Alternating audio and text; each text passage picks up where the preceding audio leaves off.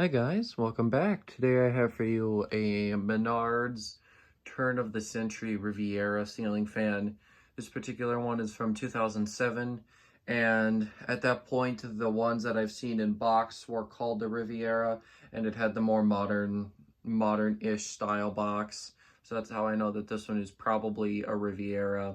Otherwise it'd be like a Verona or a track style or a dual mount, something like that. Those were all the different names they had for these things. And this particular finish, I don't know if white did, but definitely this finish, and I think probably white lasted a decent amount of time. They also came in like red, blue, pink.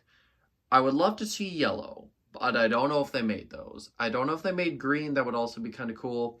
I just know that they've done blue, red, and pink, and then obviously black and white.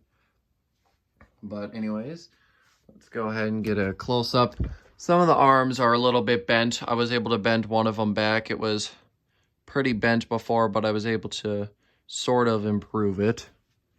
So it doesn't look as bad now. The wobble's still like what it was, but at least it doesn't look so off anymore. Let me just fix that. It came 100% complete. I did have to supply my own down rod and mounting bracket. The fan was flush mounted, and flush mounts are just a pain in the butt. So I just converted it to down rod. I could always flush mount it if I really wanted. I've got all the hardware for it, but I just didn't. So anyways, we'll start off with the light kit. I'll actually show you. These use a weird kind of socket. I had to get some adapters just to get any bulbs to go in here. So yeah, there it is. The light output is, if I flip this switch, you can see not too much light output from it. And of course, there's another light behind me. So yeah, these definitely are not the best lights for light output. Spotlights just aren't. They're more, they're better at like aiming light at a certain point. I guess that's why they're called spotlights.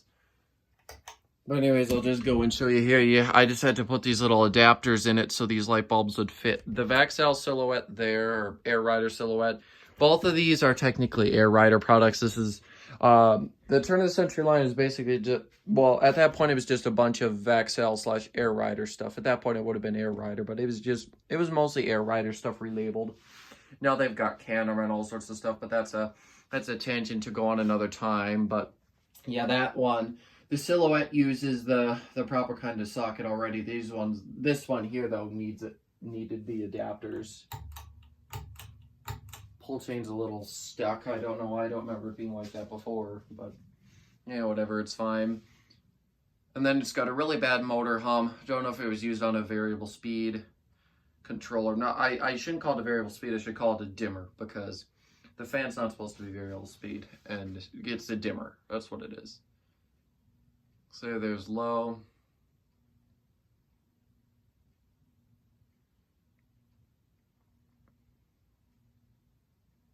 It's got a solid amount of noise, but I wouldn't choose to install this fan permanently. It's more of a novelty type piece.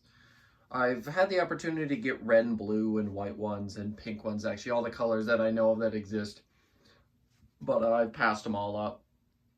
Some of them were too far, some of them weren't in the greatest shape. At some point though, I might try to collect all the colors. That'd be kind of a fun thing to do. I'm gonna go ahead and turn it up to the medium.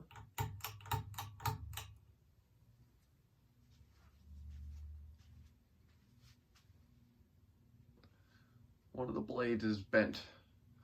Actually, let's see. Looks like one of them's probably bent up a little bit. And then one of them's still a little bit bent, like the pitch has just been increased. I guess it got whacked or something. But yeah, there's medium. Very minimal wobble. Bearings are a little noisy as well.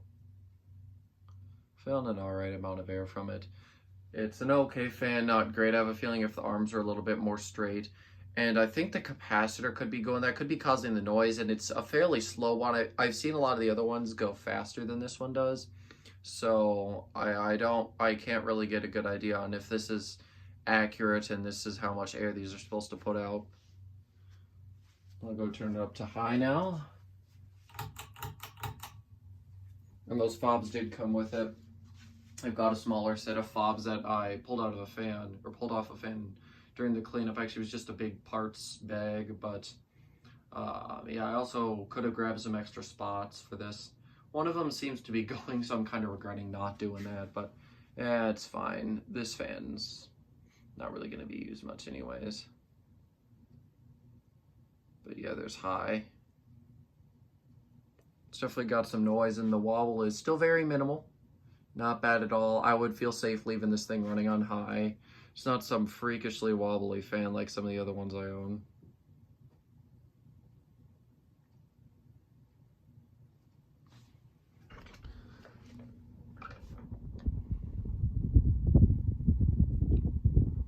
Turn of the century always did make some decent entry-level stuff. But I think the Energy Select is definitely a better choice than this fan. Now I just want to see quick.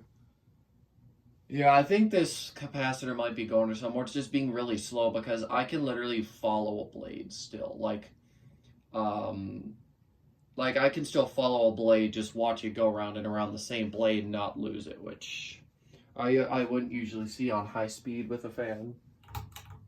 The only few I would see like that are fans with big palm blades or something.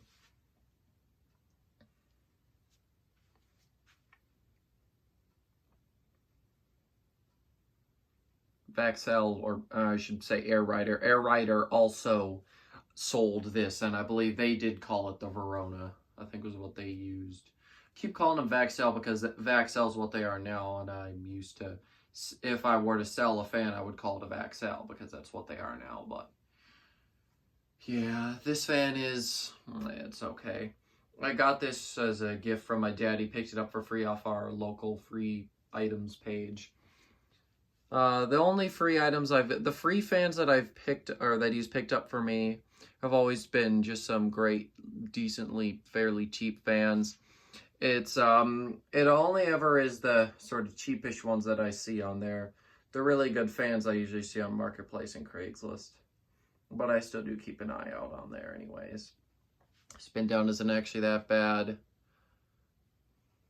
Might be a little bit shorter than it was when I filmed it before this morning, but I forgot to throw the fobs on here, so I just decided to remake it. And there we have it. Thank you guys so much for watching, and I'll see you in the next video. Goodbye.